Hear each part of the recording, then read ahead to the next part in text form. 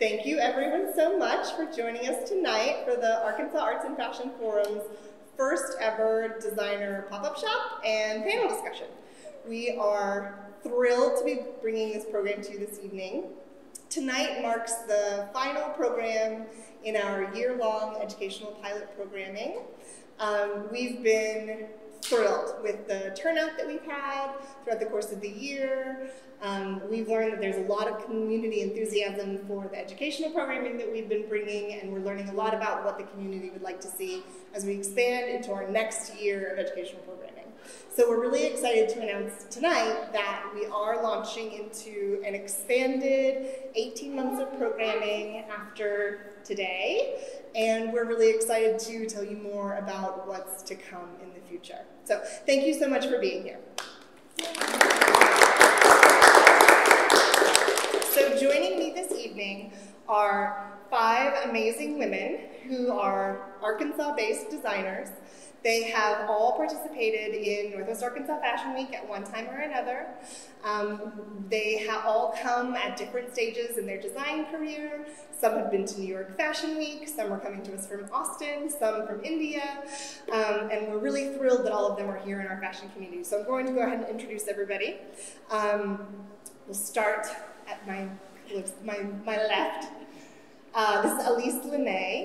This is Elise Rodgers, who owns Elise Lene, the brand. Next to her, we have Sindhu Varagani, the designer for Everlast. We have Brandy Lee, the designer for Big Sister. We have Alyssa Graves, the designer for A. Brooks Design. And at our end, we have Shamira Clark, who owns Richie Clark Clothing. Thank you so much, ladies, for joining us. So we'll start off a little general, and then we'll dig into some deeper details. So I would love it if everybody would take just a brief minute to tell us a little bit about what your brand represents and who are you designing for? Who's your woman? So we'll just start with you. Okay. Once again, my name is Elise Rodgers. I own Elise Lene Designs. What my brand represents is woman empowerment, how you can be powerful and beautiful but still be very simple. I consider myself to be a powerful woman, and through that I like to do things very simple. I don't like to have to put on a bunch of things and a bunch of pieces just to be beautiful. So I try to design based off what I feel comes from your inner beauty, and I look at my client. I think about what she has to do in her lifetime, what she has to do every day, if she's a mom, if she's a businesswoman, you know, if she's a farmer, whatever she does, and create something that will be flexible for her and that'll work for her and carry her throughout her week or whatever event she has to go through. Okay. What was the other question? No, that's it. That's it? Okay. Yeah, that's it. That's good. That's a good place to start. So should we just go down the line? Yeah? Okay. Hi, this is Sindhu Varagani from Everlast. Everlast means ethnic and Western, basically mixing both the cultures. As I'm from India, I really wanted to mix both the cultures and give a fusion look to Americans or whoever lives here and whoever loves the fashion. And my main I mostly concentrate on giving multiple looks in one dress, and how the people can carry a single dress in different styles. That is how I concentrate on my designs. Most of the more independent women who loves fashion and who loves to shop at boutiques. That's the main intention of my designs. Thank you. My name is Brandy Lee, and my brand is Big Sister. And it probably says a lot about who I design for in the name. Not obviously just actual big sisters who have little sisters, but more of kind of a cool girl, I guess. Not only cool girls, of course, but fun girls, girls who like to dress up, women who like to look classy, women who like to feel put together, look put together. I offer a myriad of styles, and I kind of like it that way because I personally don't dress the same way every day. Sometimes I really want to look really casual, and sometimes I want to look really nice, and I feel like a lot of women probably feel the same way, and so I design from that perspective. And so a lot of my clothes range from all across the board, but they're usually fun, they're usually colorful, and they're usually striking in some way or another, whether it be pattern or style or just the general look of it. Usually has some sort of statement that comes across. My name is Elise Rodgers, and I'm the designer of A. Brooks Designs Apparel, and I specialize in evening wear and bridal wear. And I would say the woman that I design for is a girl who likes some glam, but is also chic and likes to have some sense of classicness to her style. She likes to be able to wear something a little bit sparkly, but also something that's reserved, something she can wear more than once because it's classic across the board. But I also about my brand, I really love being able to dress anyone and everyone. So the woman who comes to me, I want to get a sense of her style as well when I make a custom piece for her, so she can fully feel really confident and really amazing in whatever she's wearing and feel like it's just an extension of herself. Perfect. Hi, I'm Shamira Clark of Richie Clark Clothing, and the woman I design for is one who likes to have an eccentric twist to her clothes. I always like to play with patterns and textures and mix them together. And as an artist, I always I love creating art, but I like to incorporate it with my clothes, and I would say that's the person that I design for. Okay, thank you, ladies. So you have all at one time or another participated in Northwest Arkansas Fashion Week, coming from very different places in your career the first time you did. In the sort of cultural landscape that we're in Arkansas, what has that added for designers, do you think, the possibility to participate in something like that? Anyone down the line? No, just jump in whenever.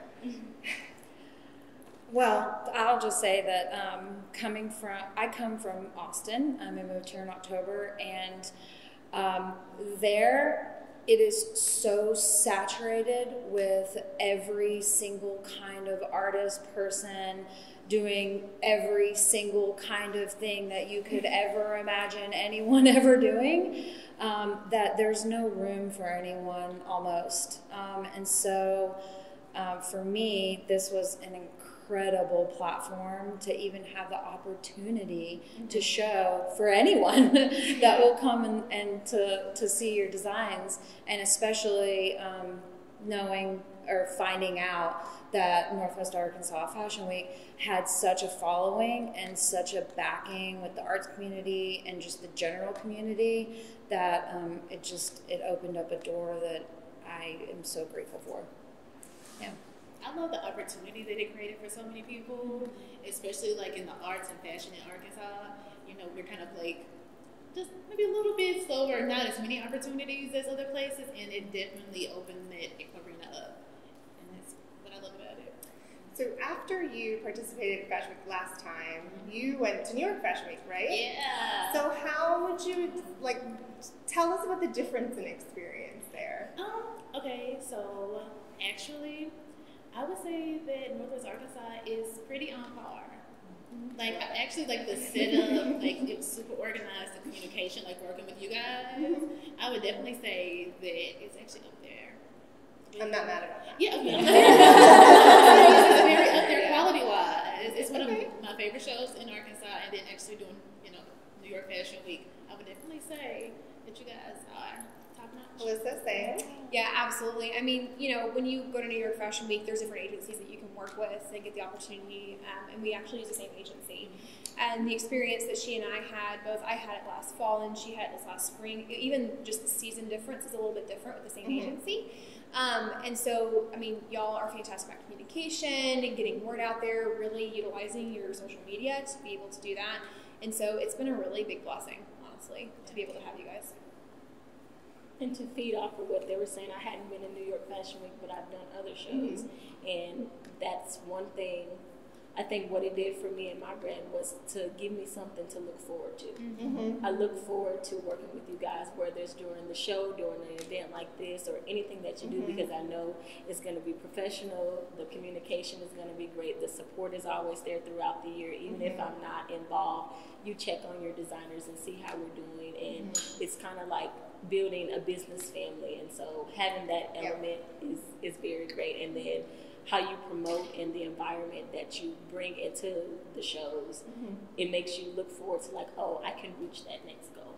I can do that. And so you and I talked a little bit about how the show kind of makes you step back and look at your collections differently and sort of see yourself as a designer and go, wait, is what I'm doing cohesive? Or, you know, I thought I was doing one thing, but then maybe I'm really good at this other thing. So what have you learned just about your own design process through getting to see stuff on the runway like that? For me, what I have learned is to really follow my heart and not be pulled in the direction of what other people want. Watching you as another businesswoman and seeing you, like meeting you through the Fashion Week, and then seeing you, transform into the platform of the Arkansas Arts and Fashion Forum, it lets me know that it's okay to follow what's true to my heart.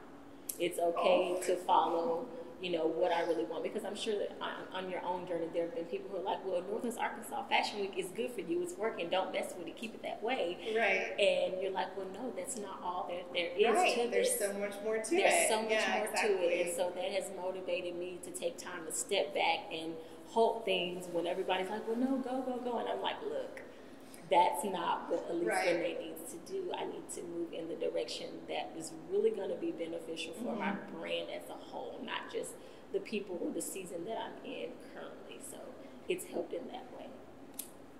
I think feeding off of the question before and this question too is that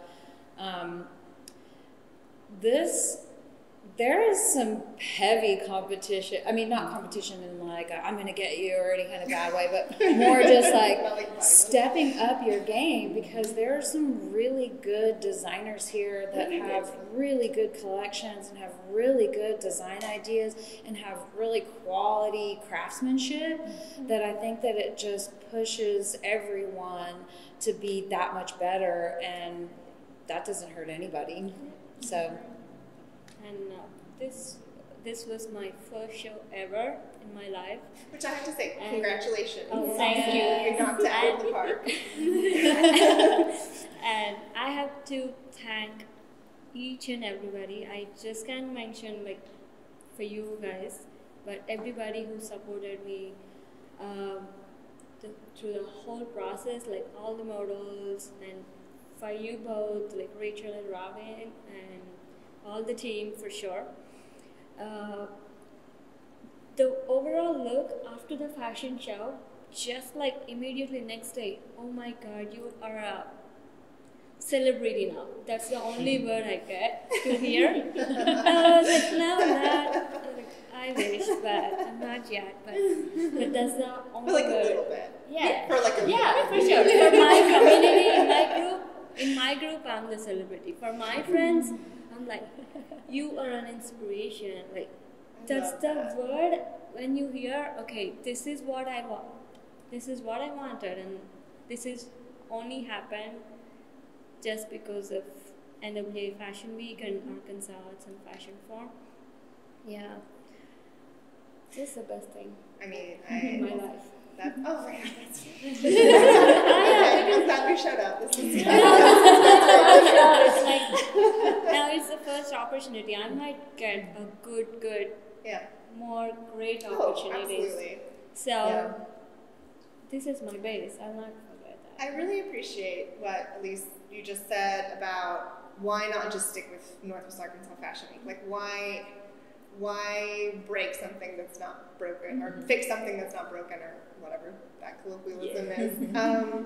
But the thing is, from the beginning, when we thought about what we were trying to build, I see it as they can't possibly function without each other, because without the nonprofit to actually support the designers, not only financially onto the runway, but also just emotionally onto the runway, just like logistically onto the runway. You know, like sometimes you need to call somebody and say, I can't do it, and I have to say, like, you have to do it. I also think it's about having, you know, having a big backing behind you. You don't feel like, you know, this is renegade or, you know, you really feel professional, and that makes you feel good, and that makes you move forward in that way. Well, and for us, if being based where we are, being based in Northwest Arkansas, we sort of always knew that at some point we were going to come up against the reality that we were going to have to play in the same arena as Walmart, which is like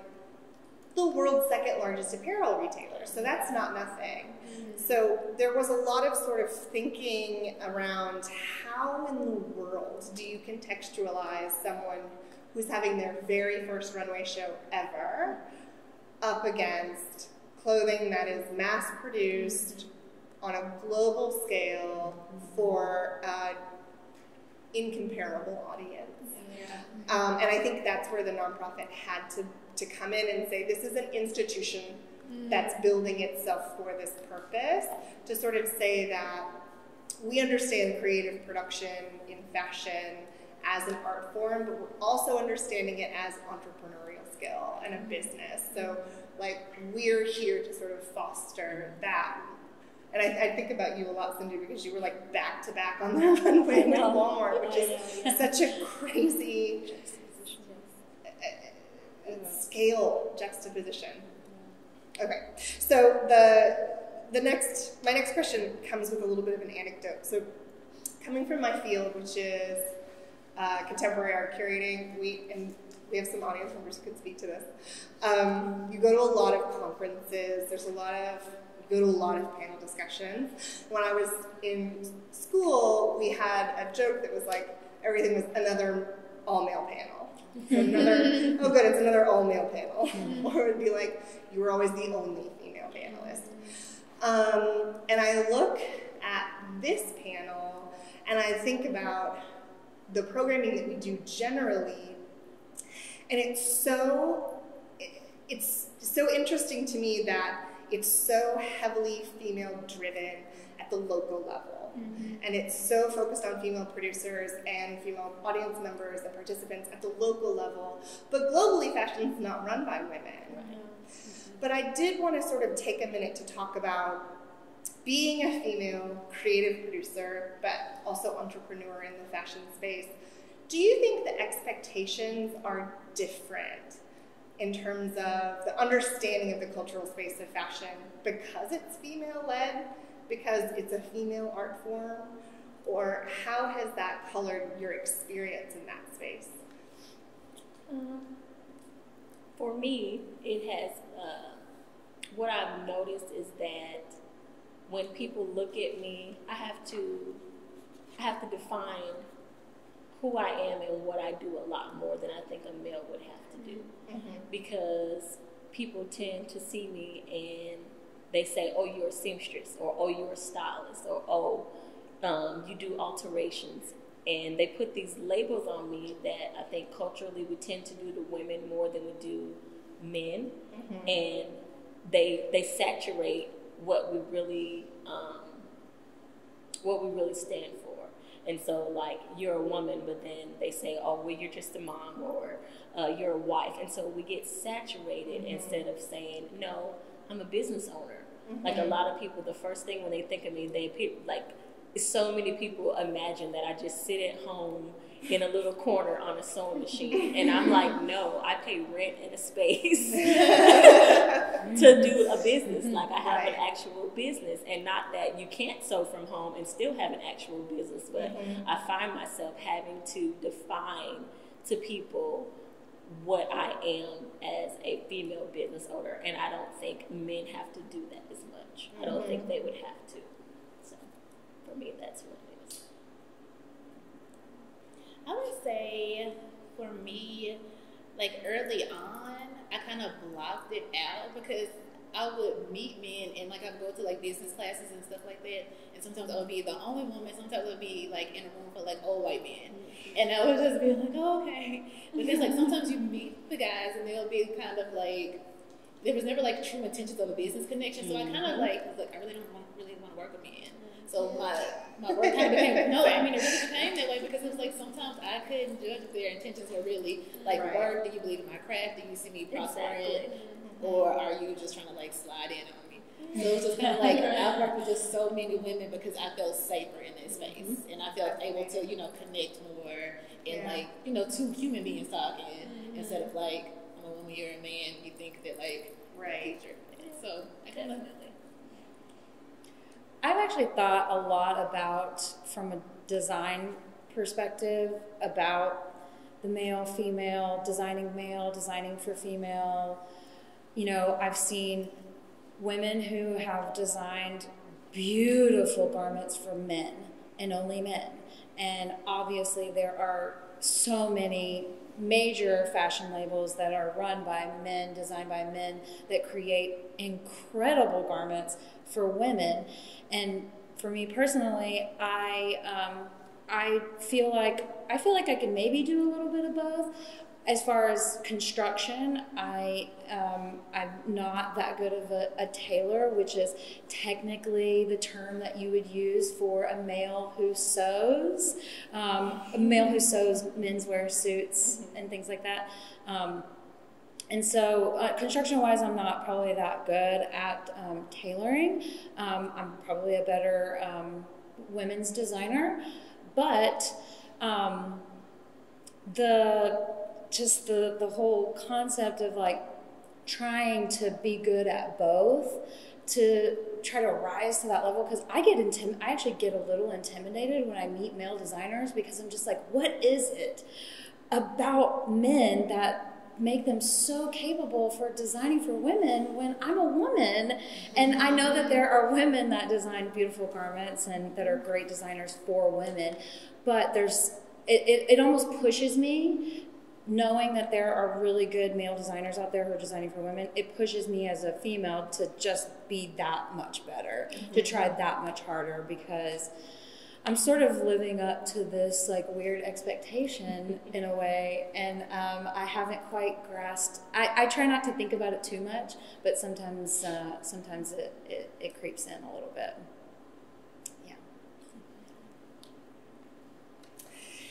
So I think about it a lot. I think about it a lot. I think a lot about the idea of self-identifying as sort of any kind of creative producer, right? So, can I hang 4 paintings in a room and self-identify as a curator? And what kind of cultural understanding does the audience have of that? It's pretty easy to self-identify as a painter, right? People have a general, they can wrap their head around what that means. You probably paint paintings that you probably sell to a collector. Okay, I can wrap my head around the business of that. I think people have a harder time understanding what it means when somebody's self-identifying as a fashion designer, because the scale of fashion is understood as so global now. So if you're not producing millions of garments, how can you be fashion designing? Is there a different, should you be using a different term when you're doing micro batch production? And I think a lot about what we can do as an organization, what AAF can do to sort of build a different understanding of the idea of fashion production in a cultural space on a local level. And sometimes I do wonder if it would be easier to enter into that conversation if there were more males in this space as well, so they could sort of do that thing that they're really good at doing and standing up and saying, I am this thing, and this is the thing that we're doing. But I wonder, why not take a minute to talk about what kind of things do you think we should be giving the audience to explain to them just how complicated this entrepreneurial process of being a fashion designer is. It is art and it is business. I mean, I know for me personally, like my day job is also in product development at a large company on a very large scale in apparel. And so for me, like, not only as an entrepreneur and designer, I'm also the technical designer who makes the pattern, and I take to my sewing machine, and I am the seamstress who sews that. I am the person who sits down and sketches it, and I am my own salesperson when I go to events and I sell my things. So not only am I just a fashion designer, but you wear 5 different hats when you are an entrepreneurial fashion designer. And so your title is more than just 2 words. It is like 15. Yes. And so it's hard to get that concept across people who've never been in the industry themselves to understand literally what you think may be a 2-hour dress is actually a 12-hour dress, because I went from literally sourcing the fabric to final production and selling it to you. And I think the more transparent we are about that actual process as entrepreneurial designers will be easier for everybody else to understand as well. And I think one thing that I loved about when I first got on board with the show that you have capitalized on and that you can continue to build on that I haven't seen in other shows is you make people may not notice how much it matters, but come from a designer standpoint, it matters that you have a certain night for designers and you have a certain night for boutiques, because I'm not a boutique. I don't mass produce. I don't order from overseas. I don't have those kind of connections.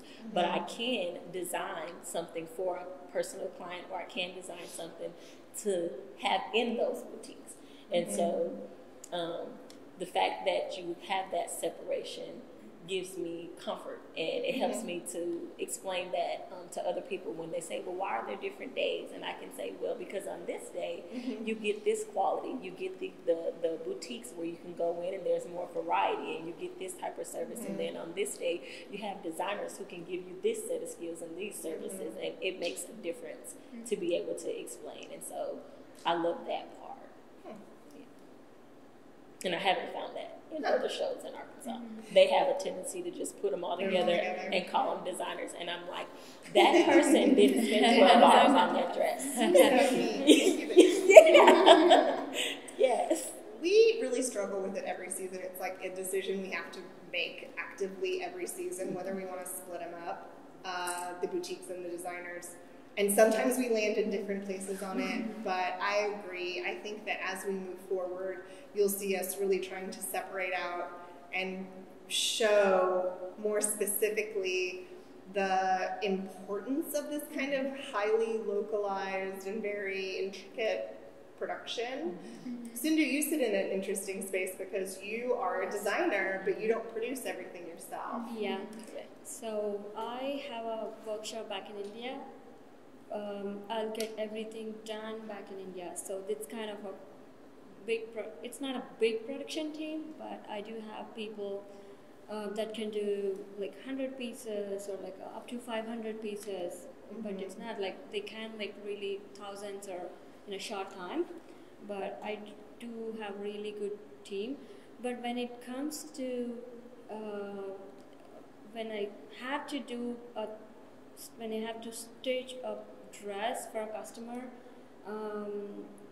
but it takes a lot of time, but still even as she said, I'm not a good tailor. So I really wanted that quality and to give the customer. That is why I'm preferring that, but at the same time there is a lot of difference between entrepreneurship and the production side. I was like, I like it, and I hope people understand the difference between those two styles and more support the entrepreneurs, like local designers. I would like to talk. Well, did anybody else have anything to add to that? Just to kind of go off of what she's saying, I think what still makes her stand out as a designer is that, and this is not to undercut boutiques, but with boutiques, they purchase a finished item.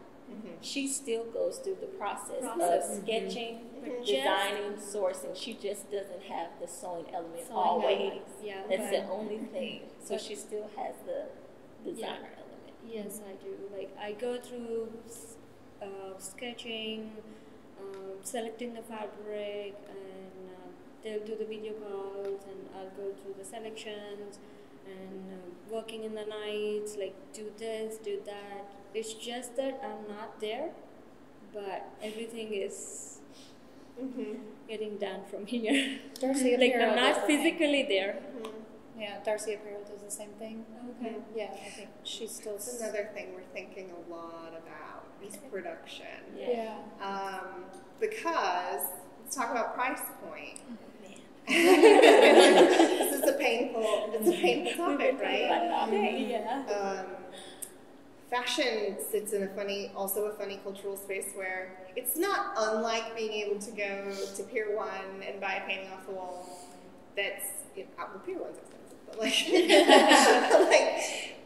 comparatively in the cultural space, like you could get $100, mass-produced print, or you can get a multiple thousands of dollar original painting, and it's not at all dissimilar. I could go to Forever 21 and get $2 leggings, which is, I think, insane. Because how is the fabric not even just more than that? So I can get these crazy $2 leggings that'll fall apart immediately, or I can have somebody make the leggings, but they're going to cost a significant amount more. So how do you cultivate your buyers when it's so easy to fast fashion? So when I started, that was the first thing that I ran into when I started making clothes. So I was like, this is going to cost you $300. And they're like, what? Never mind. I don't want it. And I was like, they're like, straight up telling me, well, I'm sorry, I can't afford this. I'm going to have to go buy this at Forever 21 or Macy's or wherever. And it was a moment when I looked into someone's, really looked at a person and was like, I understand. I completely understand. I can't afford a $300 dress, although I realize that that's how much it's worth. I don't disvalue what your time is, and I don't, your process. That's not what I'm disvaluing. And so at that point, I just made a choice. I was like, this culture, it has to change. And for me, my personal philosophy, no one else has to adopt this because this is probably not the best way to go, but my personal philosophy is that it's going to take a lot of work to get people off of the fast fashion train.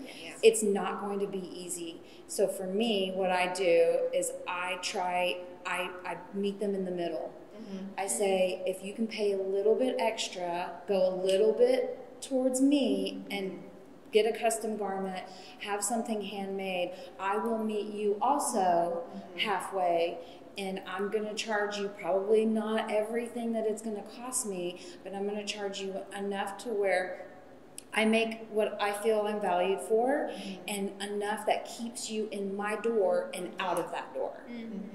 And I feel like I have, I feel comfortable with the way that, because little by little, I get one or two people here, more than one or two people, but, person by person, finally understands, and then they take my garment home and they realize, wow, this is actually quality made. This fits me to a T. And I supported someone in their own life's journey, and someone that works in my community and supports the things that I support. And so I feel like for me, it's about meeting people a little bit halfway. I know I'm going to lose a little off the top, but I'm also going to keep them out of the fast fashion line.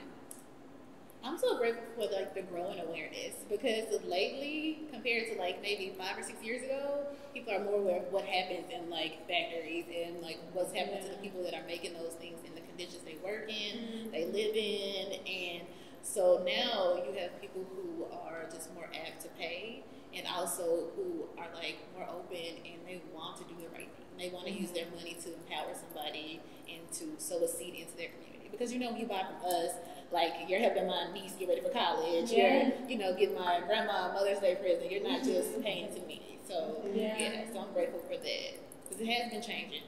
Still rough, but it's definitely changing. Honestly, this Fashion Nova world and turnaround production and everything is insane. But you do have people who appreciate the artistry behind it and our work. Yeah, I have seen people both the sides. Like if I say it's a piece for $100, like, oh, I can get this for $20. There are people like that, and there are people like, girl, you've been working a lot, like both day and night, and you're doing a lot of work, and you should probably sell that for $150. There are people who really supports art because they know the value of like the time. It's not that other person doesn't know it. Maybe they can't afford it at some point of view, and maybe they can also look at the qualities. But the person who knows the art value, they will always try to support the local designers or local arts, local persons. Once they try it, they really can't go out of. It's just that first time, okay, let's try for this time, and you'll always come back for sure. They can't go to the other stores, and because it fits you perfectly, it's made for you. You get to choose your own fabric, you get to choose your own style, because you're not just going and getting something that is hanging there like a small, large, extra large, and like that. I also think that there is something really strange about when something becomes a dying art, like I say sewing specifically. I mean, like she said, you know, as a fashion, just like all of us, I'm sure, you know, you excluded. But you know, we make our own you know, we sketch it out, we make the pattern, we sew the garment, we fit the garment, we finish the garment, and then it's out, you know, it's out the door. And it used to be that, you know, the only people that were doing that were grandmothers and, you know, your aunts and, you know, your, you know, friend's mom or whatever. And that's shifted so much, and I still feel like there are people that think that like for some reason, because it's a dying art, it's not worth anything. And that's been really hard. I mean, like I get a lot of people that are just like, oh wow, you sew? Yeah. Oh my gosh, that's amazing. My grandmother used to sew all my dresses, and I was like, you know, and getting them to understand that, like, well, I'm doing more than that, and I'm not your grandmother. I'm not your grandma, and therefore, even though your grandmother used to sew your clothes and it cost you nothing, this is actually going to cost you something. No, and on top of that too is like, if you look at the cost of fabric back when our grandmothers were sewing, and I learned from my grandmother. My grandmother was in the seamstress for over 50 years, and she made my mother's wedding dress, and that's who I sat down and learned from when I took off from college. I was a pre-nursing major, and I quit, and I redirected, and this is what I ended up doing. And the cost of fabric back then to make something is so minuscule compared to what it is now. Like if you want the cost of what they paid back then for their fabrics, you'd have to buy wholesale as your own personal little self to be able to meet that cost. And so of course that cost is going to reflect in your final product. Yeah. And what I've learned to do is, when I first started, I focused on, you know, what I made, the end product.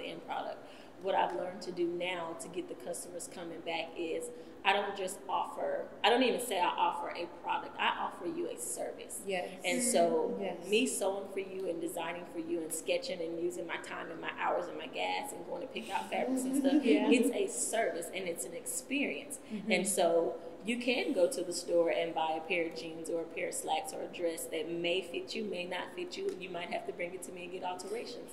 But if you come to my shop, we have an experience. We get to sit down, we get to talk to each other, you know, have discussion how we're doing now.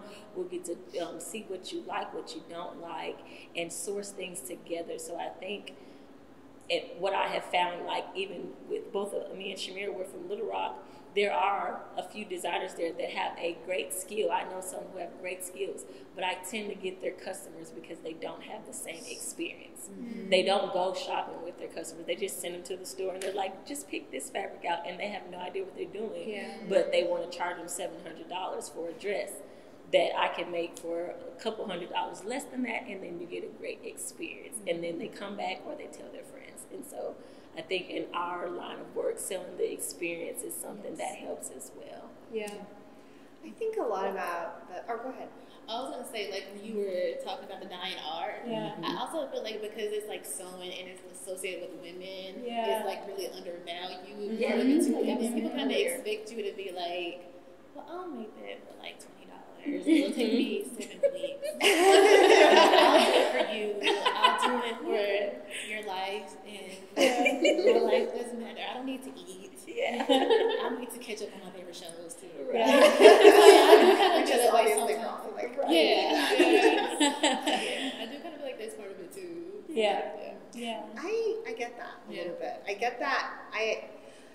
When explaining what we do to sort of different people that we're trying to cultivate to be supporters of our cause, I often find myself sort of bumping up against this wall of like, how do you not understand already? Like, how am I having to explain so far down the road of why this is valuable? Right.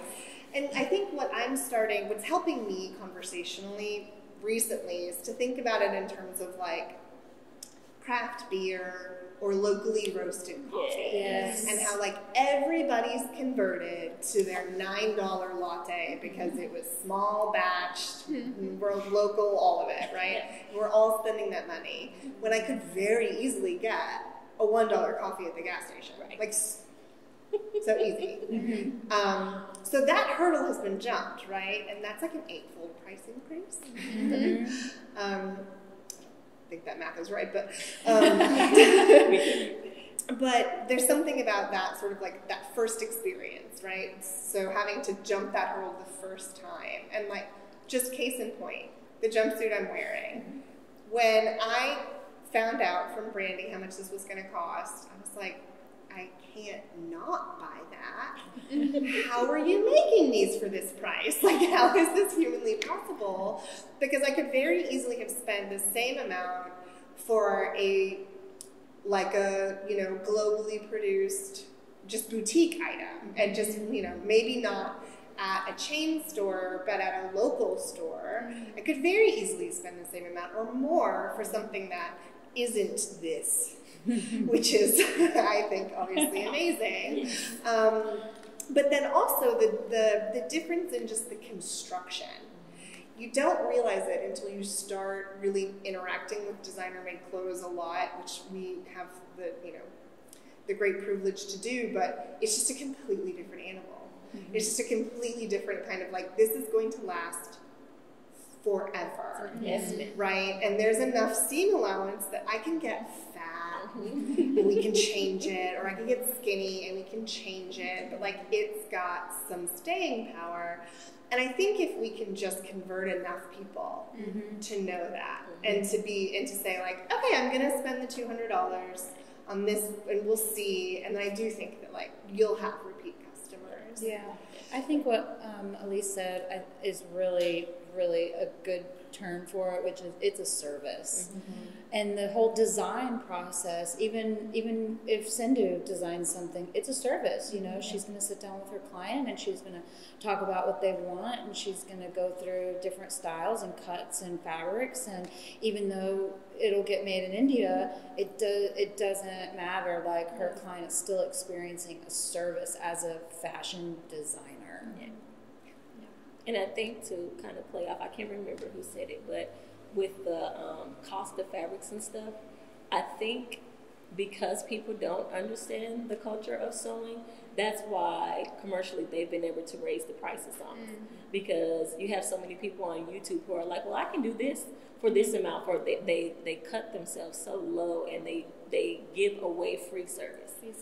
And so when you have a market of or chain stores that sell fabrics, and they see, oh, everybody wants to buy fabric now because YouTube tells you that you can be a designer overnight, then they're like, oh, well, let's just sell it. It's just a product now. There's no value to it. Versus back in the day, not everybody sewed. It was something that they valued, and so you can get the fabric at a cheaper cost, I think, because you didn't have to worry about. They didn't look at it as like a mass-producing thing. There weren't so many varieties of fabrics, and it wasn't so easy to just get everything. Versus now, you can mass-produce it and make a whole bunch of money from it. So. Well, let's talk about production a little bit, and then we'll have some questions from our audience. So, small batch production in clothing is relatively non-existent in the United States. But as a thought process, like as an experiment, what if you designed a garment that just took off? Everybody wanted it. And you couldn't, I mean, like, you all have limitations just on the physical number of hours a day you can be sewing. Have you thought about how to scale up production to bring people into a workshop or to start doing multiples? And how do you feel about how that would change the art of it? Or do you think it would change the art of it? Or, you know, how would that change the game for us? Like for me, especially when I used to like sew everything at home, I used to do it like from the last 4 to 5 years, but from the last 1.5 year, I got a team, like a production team. I saw a lot of difference because now I can more, as a designer, I can now more focus on designing, not on stitching.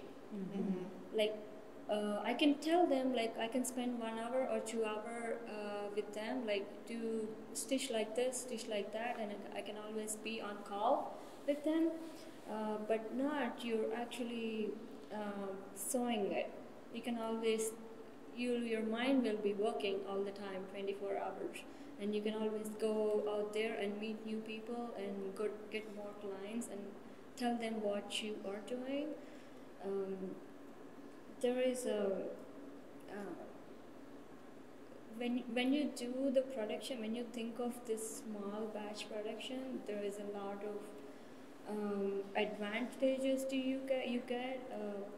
You'll get the satisfaction for sure, because I am totally satisfied, 100% satisfied now, because as a designer, I'm designing. This is my part, designing, sketching, like explaining them how to do it, but even though I know how to stitch, but I'm not doing that part.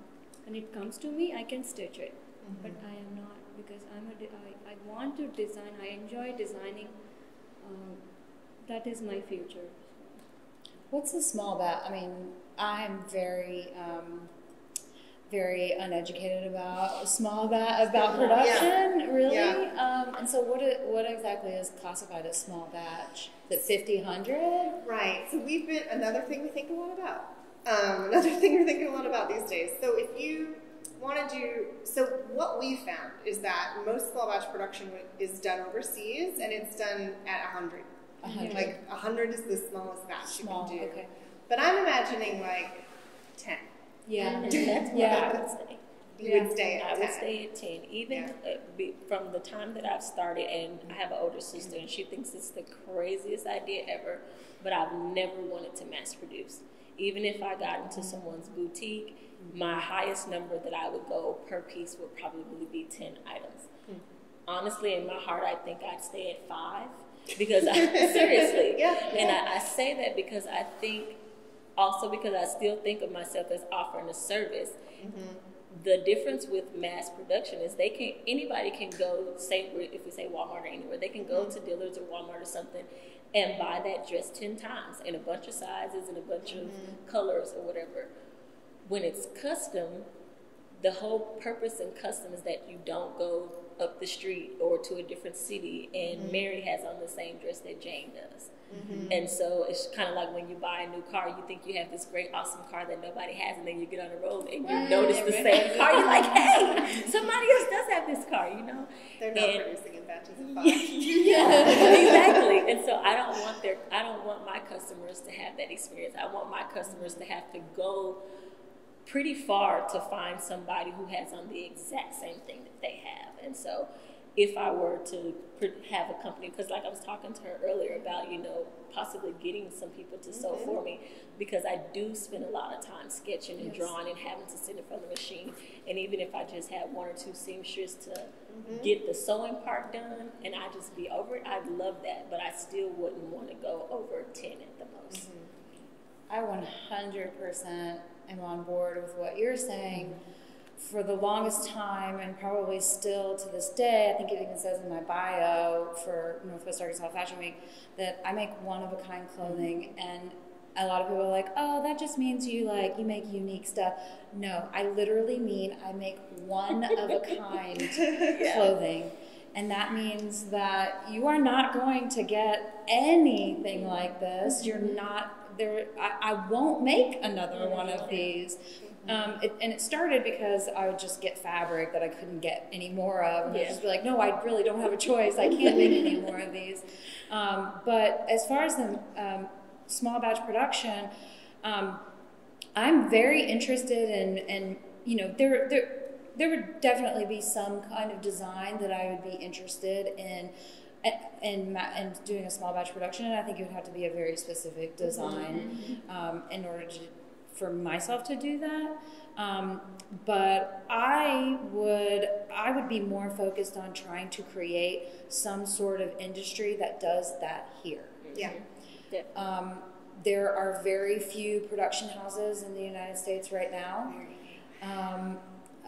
Austin has one that I think Darcy Apparel actually uses, and they grew really, really fast, but they have local talent that are on those sewing machines that are doing small batch production, and they're doing like 10, 20, 50, 100, those type of things.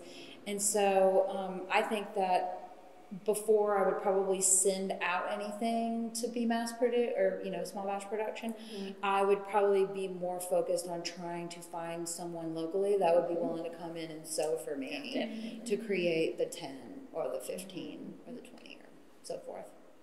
I've looked into small batch production just to see what the overall cost would be, what the quantities would be. For me personally, since I do evening wear and bridal, I'm kind of scared. And because you're dealing with beading, you're dealing with appliqued lace, you're dealing with sequins, you're dealing with very different structural fits as opposed to everyday garments that you're going to wear to work. So for me personally, I would, if I did small batch, I would be very, very strict on quality, only because I know I hold myself to a certain standard, and if that doesn't look right, I'm going to rip it out, I'm going to do it again. But I can't hold everybody else to that standard, because if I'm not physically there to sit there and be like, no, you didn't stitch that correctly, it's not down enough, somebody's going to snag it, it's going to pull off, it's gone. I want to make sure that if I do get to that point, I want to give the best quality, regardless of whether I'm stitching it or somebody somewhere else in the United States is stitching it, the same exact quality they would get from me personally. I feel the same as Elise. Just like making it smaller, but also freeing up your artistry so that you're just not bogged down with the technical part of it. That you're still in that creative space, and you actually can create more, and you can also still retain that quality and the uniqueness that you're doing. Yeah, because it's not just like, here, let me make this, and I'm going to send it to this person, and they're going to make 100 of them. There is so much that goes into just creating the pattern alone for the manufacturer to have to make those garments. That it's a lot of work on your end as a designer, and if you're not doing it, then you're paying someone else to do it, and then that's a whole another ballpark. Yeah, we've looked into just what's the barrier to entry price-wise. Theoretically, if I wanted to send the tech pack on this to be produced, or if I needed the tech pack produced and then I sent it off, and the minimum I can get is $100, and you can't enter into that conversation for less than $7,500, which is a pretty big barrier to entry when you're talking about, well, really, maybe I want 5 more things made, and that's one piece. That's just that piece. Right, exactly. And it's not, and it would be the same for the skirt, same for the top, it's so we are thinking a lot about it, and what kind of, how do we need to pivot the conversation that we're having so that conversation becomes more understandable to local investors who say that maybe that is something that's worth backing or thinking through. And I think the first hurdle to jump is the market. You have to build the market to prove that the product will sell. So that's why we're doing pop-ups. Exactly. So there's a little bit too of well, man, who am I feeding when I make 100 of these? Am I just turning in am I turning into fast fashion at that point, And so it's I don't think you need to worry too. No, I know. It's definitely something to think about. And then also, yeah, like, where am I sending this to? Am I sending it to China, or am I sending it to North Carolina? Right. And so that's a struggle. And the U.S. manufacturers are definitely, they're charging a lot more because they're paying their people, Yep. So it's a chess game, I think. It's not a cheap combo to have. No. Well, I think, should we open it up to the audience for questions? Audience? I'm going to try to word this so like anybody can answer, no matter how you do your business or how you do your designing. But I just want to know, what are your next big milestones, no matter if that's some piece that you've been wanting to make, a collection, a collaboration, or the next step in your business, kind of for everybody. I'll go then. I'm laughing and have a big smile on my face because I've been talking to the ladies about this today. Mine is rebranding.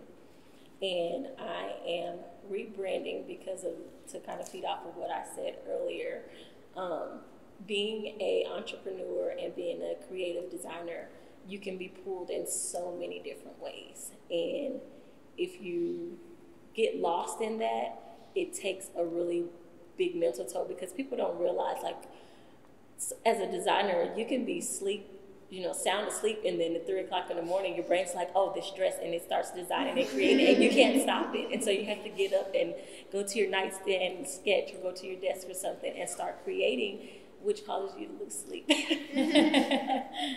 And so from that standpoint, when there's so many people trying to tell you what you should do or what you should be or what they think should sell, and even trying to stay on trend but be unique as well, you can get lost. And for me, I found myself beginning to get lost. And so for my brand, right now, what I'm focusing on is rebranding. I've had to put things at a halt and really do some inside searching and soul searching and kind of understand, okay, what is Elise Lene? What do we offer? Who do we design for? And how does that look? Not just how does it, and how does it feel? Because I'm really big on feelings. And so how does it feel? And last season, when she was saying, being able to text, I was texting her like, okay, I know what to do.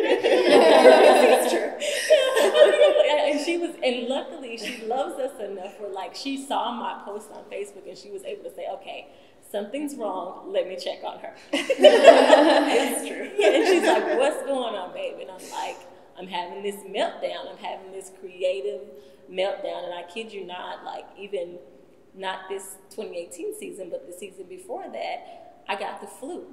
And it didn't come because I was sick. It came because when you're creative, you're pulling from this energy that some people just don't understand. And so for me, it is rebranding and building up that inner strength and understanding that my business is me. And we have to be cohesive, and it's okay to follow my heart. It's okay to be unique. It's okay to step out there, and it's okay to even be afraid, but have a root and have a balance for that. So for Elise Lene, that's what I'm focusing on right now. I just want to jump in and say I'm really proud of you, because Elise's collections have. There has always been 2 collections in every collection that Elise has done, and it's we just talked about that. And I think it's fine. But I think I really, we just talked the other day about she's going to step out a season and she's going to pass up a couple opportunities, and that's totally okay, because she's going to focus on which collection is Elise Lene. Is it that, like, crazy, like, garter, poofy, super fancy, right? Is it that? Yeah. Or is it like a nice knit? Yeah. A nice knit dress. And those are different ballgames. So good for you. Good for you. You're gonna get there. Thank you. Okay, sorry, Cindy. Oh, okay. So, yeah, at this point, so I reached good amount of people through the NW Fashion Week or like through other networking meetings I've been to, and now I'm planning to kind of maintain that name. I got some name like okay, she maintains some good quality, she gives good service, like she's so friendly, and she designs like one of a kind pieces, like reversible, versatile, and she always says you can find this in US, and which is really unique and kind of giving a fusion look. Okay, so the name is there, but I want that name to be there, like it's not like, okay, she maintained the quality in the beginning and now she's losing it. I wanted to make consistent. I wanted to be consistent. I'm working on it, and yeah, that's my main goal, like to give the more better quality, and to go to different cities and different fashion weeks like this. That's the next goal, small goal. I've been listening to a lot of Guy Raz is how I built this, and the name of my next step is I simply cannot do this alone. And so I'm really trying to bring people to build not just a brand, but a company that has people who support it, whether it be a seamstress. I'm definitely going to reach out to U of A to see if I can acquire an intern. And then I have someone that has so willingly, like just awesome, she's willing to do a trade of services to do some website work. And so for me, I'm going to try to bring people into my company to try to help me do some of the things that are keeping me from designing, that are keeping me from making more garments, and yeah, to kind of expand a little bit in the personnel department. So. Shamir and I were talking about this earlier, but for me, I want to go back to New York Fashion Week next spring. I'm hoping to go back. The agency that we actually use has disbanded, so we've been on the hunt for a new agency. We've found one that we both like. I think that's the one I'm going to end up using next spring. So that's my hope, is that I can get to that point and be able to go again. I want to come. Thank you. I will say the same. That's my next thing. Yeah, I heard is that. to be on the New York Fashion Week. Yeah, when I got to know that they went to New York Fashion Week, okay, I know it's in my list, but it's like, okay, next week I have to make a one-on-one with them. Get the information. Get the information. It's a lot more obtainable than you'd think it is. I mean, yes, it's a financial investment on that regard, but it's, it's not like, there's actual Mercedes-Benz Fashion Week. I'm kind of going off point here, but there's the overall with that, but there's multiple tiers and facets that go into that. That's not just the end all be all. And there's a lot of other ones as well. So Kato and I have talked at length about the idea of Kato sponsoring an Arkansas showcase at New York Fashion Week. So maybe I need to call her and say, like, okay. Yeah.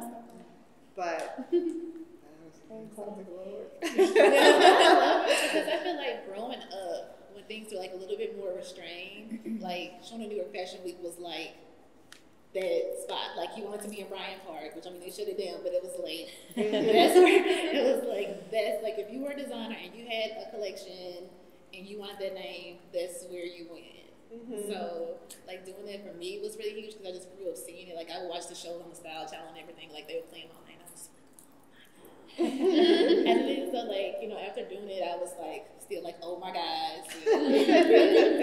But I kind of felt like I want to do something more for my community, and like I would say like the past few years, like been on my mind thinking about just my legacy as a person, what I want to give, and like the seeds that were implanted on me. Because like the name of my clothing line comes from my grandmother, and she gave me like $100 to buy my first sewing machine, which doesn't sound like a lot, but like then I didn't have the 100, my mama didn't have it, and I was like, I got it for you. And I mean, like I use that to make my collection to go, And I don't think that she felt that she was doing anything that huge, but like it was like tremendous. Yeah. So I kind of think about like the seeds that I'm laying in the world, and it's just kind of where I'm at. Like, Sounds like you need to teach some That's classes. awesome. yeah, I'll do.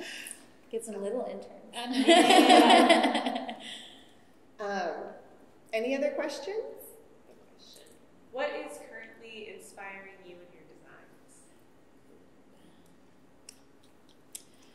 designs? Well, I have a pretty strong inspiration. For my bachelorette party not last year, but the year before that, I did an all goth bachelorette. So it was just all black, all goth, all weekend. And it was in Eureka Springs, which I feel like is very gothic.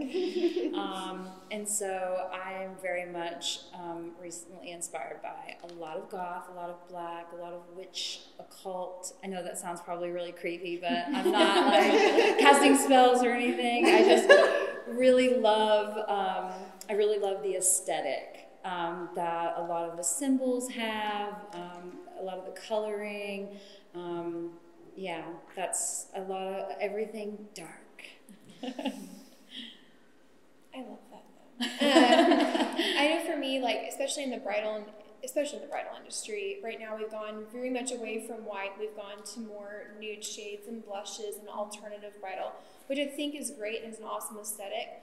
But I think there's also more to be untapped out there. And so for me, for my fall line, it's all going to be black and white, and it's going to be black and white alternative bridal. So you can either have evening pieces or you can have completely white pieces, but you can literally take this and wear it for your wedding if you want to, and it can be completely black.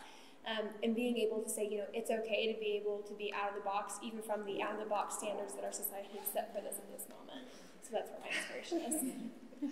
There's so much going on. Like, we talked a little bit about it. Like, people are just doing so many things with their weddings that it's not just I'm going to walk down the aisle and my dad's going to give me away. There's just some really crazy things that people are doing that call for crazy looks. Yeah, absolutely. For me, at this point, these days I'm looking more America's Got Talent videos. So I was like, why not a designer can go to that stage and show something different, which is, I haven't seen anyone went to America's Got Talent or any other shows that is like that big stage. As I'm into versatile clothing, which can be like used 3 styles or 4 styles, like what if I can make a dress that can style in 50 styles or something like that. I got that idea. No, I got that idea. Seriously, I got that idea. I like it. It's ambitious. Like, okay, just going there on the stage and standing there with one dress and like giving them 50 looks. That would be wild. Yeah, like that might make you a magician. Okay. Yeah, seriously. Can you do that? Can I do that? Yeah. Okay. I talked about this with my husband too. Can I do that? Maybe. Yeah, let's try. And so that was my inspiration at this point, like trying to give more versatile looks to my clothing. Yeah. Awesome. Maybe for the fall, you might look something more versatility in my clothing. Mine's just simplicity. Just simplicity. Everything in my life right now has to be as simple as it can be. Because like I said, I put everything, I feel like my brain is created around my lifestyle. And since I go off emotions, right now, simplicity is a good place for me. And so, simplicity. So right now, I'm just pushing myself to do more than I've done in the past, like looking at my previous work and then like, okay, what level do you want to go to next? So I guess I'm inspiring myself. Get it with myself. Yeah. I think that's a great inspiration. Yeah. Are there any final, we'll take one more question. What advice would you give to a young designer in Arkansas trying to come up, like what roadblocks did you have? Would you be like, ooh, if you're young, don't do this, it's easier for you? Don't undersell yourself. Yeah. I think, you know, in much anything, you are so much more capable than you think you are. Do your homework. Make sure that if you can mentor underneath somebody, do it. It's very valuable to be underneath somebody who's been there, done that, to give you true insight into the actual industry. And if you can be an Arkansas designer, mentoring them, even better. I would say don't talk yourself out of it. Don't list all your limitations. Yep. Just be like, okay, I have this feeling, I want it, I'm gonna give it a try. I have a student, 10-year-old. She is passionate about this fashion. She always tells me like, Auntie, I really like your fashion, how you do it, and I really want to be like you when I grow up. And I really want to learn something from you. She is coming for classes now from the age of 10. So there is now, and she, whenever I meet her, like, she always says that she's not changing her mind. She, because at that age they might change their mind. It's easy, like somebody says, hey, this is not our thing, and you want to go to some computers or something other thing. It's just they're just still at the age of 10. It's easy to change their mind. But I saw something in her, like she sticked into that thing. She's coming to me and she's learning classes and she's doing amazing. There is no age limit, or there is no one can stop you to think if you like something. I think I have two. One of them we talked just briefly about, and like I think if you really are serious about being a fashion designer, I would say invest in your equipment, invest in the space, and really set yourself up for success in that way, you know. And then the other one that I think has benefited me, which I did not even set out to do, but now that I've gone through it, I'm like, oh yeah, that was probably good, which is try not to say no. Just say yes. You know, if someone asks you to make them a shirt, just say yes. You know, price it out the best you can. You know, don't undersell yourself, but say yes. If someone wants you to help them with their fashion show, say yes. If someone wants you to go to a photo shoot, say yes. Do all those things, because every single experience gives you a different nugget of information, and will pay off in the end in one way or the other. See, it's funny she said that, because I was going to say learn how to say no. I was going to say learn how to say no. And the reason I say, I guess we'll say healthily learn how to say yes, or healthily learn how to say no, because I was going to say yes to the things that are going to benefit you and your brand. And what you're working towards, but say no to the things that just take up your time for nothing. You have to learn how to say no to going out with your friends sometimes. You have to learn how to say no to, you know, a style, because you get inspired from other designers and you're like, oh, I want to do that. No, that's not what you really are driven to do. So say yes to yourself and the things that benefit you, but say no to the things that just suck the life out of you or pull your time. Yeah.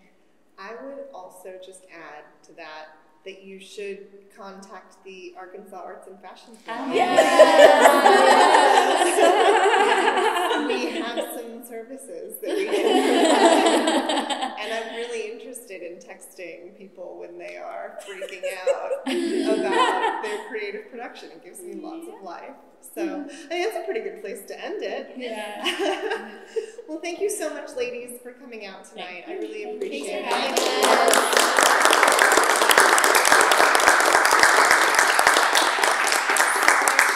I should probably add that most of the things you're seeing this evening are for sale and can be purchased through these women. So I think what we'll do is when we throw this up online, we'll link to online shops so you can not get this, but get something similar. All right, thank you so much, everybody. Thank you. All